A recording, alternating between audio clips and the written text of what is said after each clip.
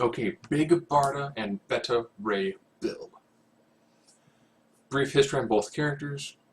Beta Ray Bill, of course, is a member of the New God lineage. Essentially, her mother, I think, was Big Brita, because she breeds, gave birth to this very impressive warrior woman, who actually has spent the majority of her life in combat. So, she fought her way up through the ranks of Apocalypse, not the Marvel character, the planet, and essentially is the leader of the Furies. Eventually, of course, rebels against Darkseid. Most notably known for being the wife of Mr. Miracle and being, depending on comics, 7'2". Venom that she wields, of course, is a Negarod, as well as having access to well,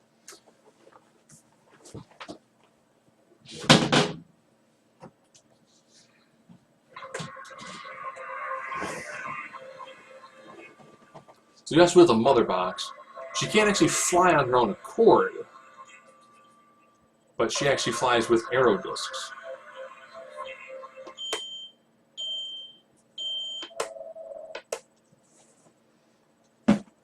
Yes, I have a box that makes weird noises.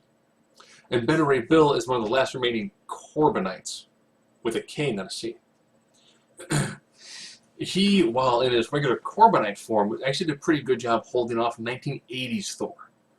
80s Thor went through a weird kind of like depowering phase.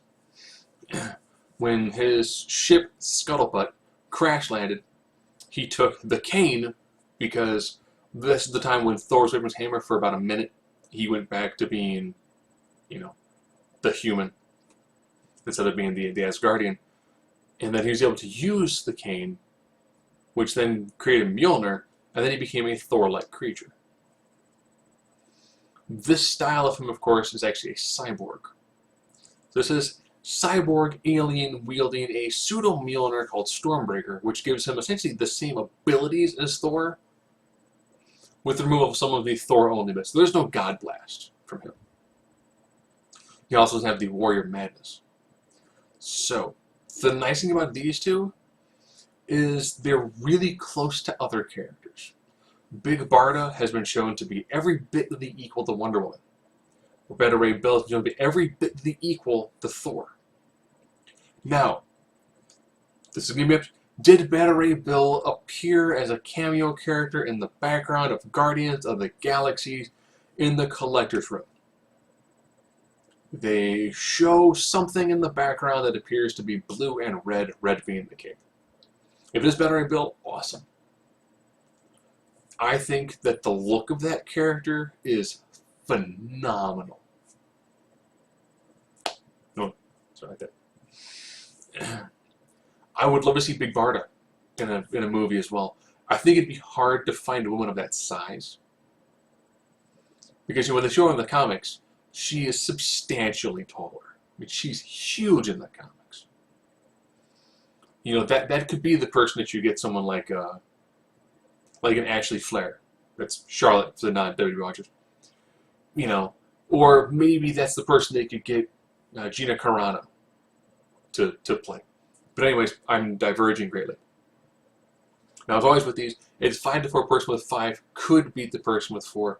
It's not a perfect system. And remember, this is the theoretical combat of fictional characters. If you disagree with me, please state your reasons as to why. We may or may not have a light debate about it, which is fine. If you use a constant stream of profanities and cursing, I have zero problem deleting your comments and actually muting you from the channel. So you can post everything that you want afterwards. No one's going to see it. And if you get really abusive, I will actually report you to YouTube. Just throwing it out there. So, let's begin. Intelligence.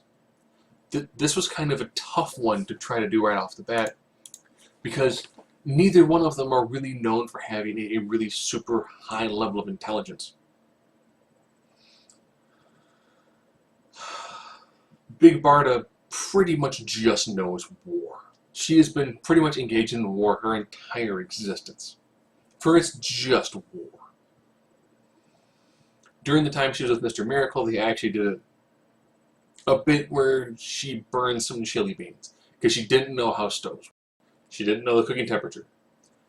So they kind of like to have her like, she is this giant, strong, impressive, hulking woman who only kind of knows how to beat people up.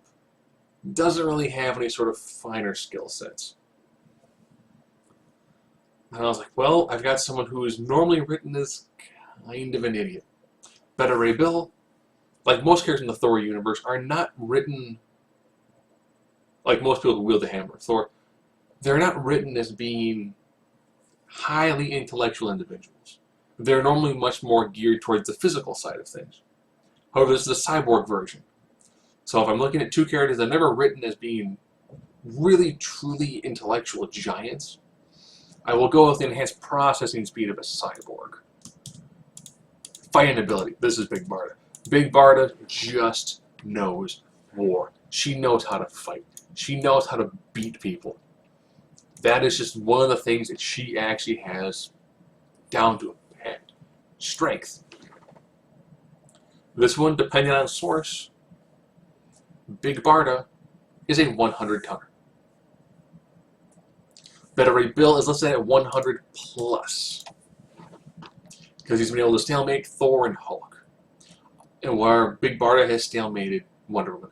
I would put Wonder Woman right here, and I would put Thor just above her. Just above. Not by much. Because, you know, once you realize you can move 100 tons, moving 101 tons, it might not seem like a lot, but it's just enough. Speed. Now, hear me on this one. Both these guys can teleport. You've got Barda, who wields her leather box. Beta Ray Bill can use the hammer. Both of them really can't fly on their own. Big Barda uses arrow disc. Beta Ray Bill has to be like everyone else, where he spins the hammer and uses the momentum of the hammer to propel himself. Yes, Beta Ray Bill has gotten to the point where he can fly faster than the speed of light. But since it's the momentum of the hammer that is making him fly, that's almost more of a strength feat than a speed feat. Because it's taking his strength to get the hammer going so far that he actually can fly that sort of speed. He also is written as having enhanced reflexes that he can carry up with superhumans. Where, ironically, Big Barda has held up with people who are much higher levels of speed feats. Now, having said that, you can beat somebody who is faster than you. I know someone's probably saying, but when he took on Starburst, he took on one of the higher up Heralds of Galactus, this is Beta Ray Bill, who is faster than speed of light. Well, speedster characters are not always moving at max speed. Even when Thanos, who doesn't have any speed feats, was taken upon by the Runner who is essentially an elder god who's known for speed, he couldn't do anything initially until that one moment the character stopped and engaged him in combat, at which point he lost. Logically, Flash should be at full speed the whole time, and he should be written as a red blur with occasionally a word bubble that's all scribbly gibberish. But he's not. He stops. Even though he has a very good speed advantage, he slows down. But there's been more of a speed. This is more of the DC Universe has more speed characters generally. You do see a lot of them in the Marvel Cosmic side, but I've seen Barda deal with them in a higher percentage of her appearances. Durability. Taking nothing away from Beta Ray Bill, because that he, of course, is a cyborg. But I'm looking at somebody who has spent their entire existence in near constant combat. It's like someone like Orion. I would put Orion's durability above Superman. Because Orion, he knows the fight. He's not gonna get tired. Then the new god physiology, you know, virtually no food, virtually no energy intake, and just raw, unbridled stamina and recovery. Vulnerability. Beta Ray Bill. Beta Ray Bill has been able to make a force field that actually has absorbed a direct planet-destroying blow. He's also taken a shot from a warrior enraged Thor. Yes. Warrior Madness Enraged Thor is a legitimate, I use my hammer, I split planets in twain. Not the, oh, okay. His power hit the core and the core exploded like Dragon Ball Z style. No. It is the, I hit this planet so hard, I fractured it. And Bill took one of those shots. And that's an impressive shot to take when you take a legitimate planet-destroying shot from an enraged Asgardian god wielding an artifact. Raw energy projection. I might hear it on this one, but one of the things of the Negarod, or the Megarod, Negarod is something from the Marvel Universe, of the Megarod, is that it can produce a concussive blast that's not a Superman with relative ease. So it's actually not Superman unconscious. It doesn't require a lot of coordination or a lot of. It's a boom. That's it. Now, yes, Barry Bill is wielding Stormbreaker, which is very close to Mjolnir, but lacking a God Blast.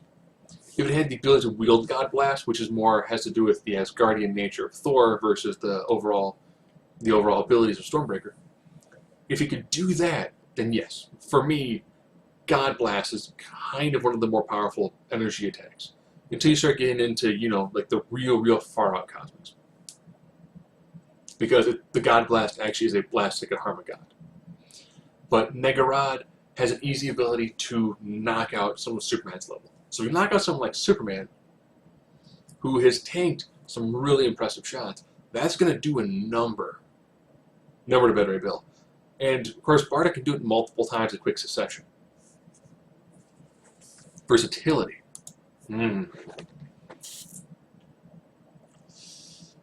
Barda has a lot of apocalyptic tech, Neogenesis tech with her, but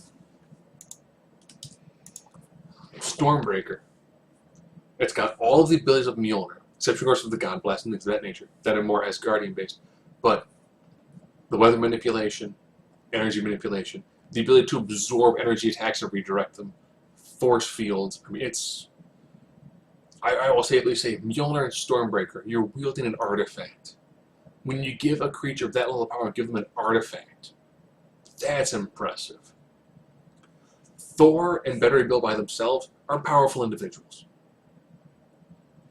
When you give them the ability to wield an artifact, it's almost like the Green Lantern Corps. A Green Lantern ring on a human makes them a superhero, makes him a planetary threat. If you take a superhero who's got a legitimate already background of power, and then you give them an artifact, makes him even more powerful. Just saying. Superman with a Green Lantern ring is vastly more destructive and powerful than, Guy Gardner with the Green Lantern ring. Now down to X Factor. I'm going to give this one to Better Bill. And a lot of this is because they're both wielding advanced tech. Stormbreaker is a game changer. You've got a guy who is a cyborg. He's an alien-crafted cyborg. He is wielding an artifact. He is very good at what he does. He has gone toe-to-toe with people like Galactus. Now, Galactus, of course, has faced up against Darkseid and technically beat Darkseid. Technically.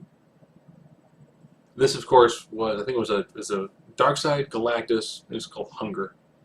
And Orion was able to do a pretty good job against Silver Surfer, but Silver Surfer still pretty much kind of won, and Galactus was able to take some pretty good shots from Darkseid, but still got his device down and be like, I'm going to eat your planet. And I was like, oh, hey, your planet has nothing for me to eat. And Darkseid was like, yeah. So why did you fight me? Like, you are not going to beat me. This is my planet. Made no life energy, but still my planet. And you've got someone who's gone toe-to-toe with Galactus? It's impressive. That puts Better Ray Bill pretty close to a level of Darkseid. And Darkseid is above Big Barda. So in this sort of combat, I would put Better Ray Bill over Barda. It's a good fight. This is not a cakewalk in any stretch of imagination. This is a 5 to 4. So one could argue any one of those points, and just to kind of say, you know what, maybe the edge goes to Big Barda. But from my viewpoint, based on my knowledge on the characters, I'm giving it to Better Red Bill.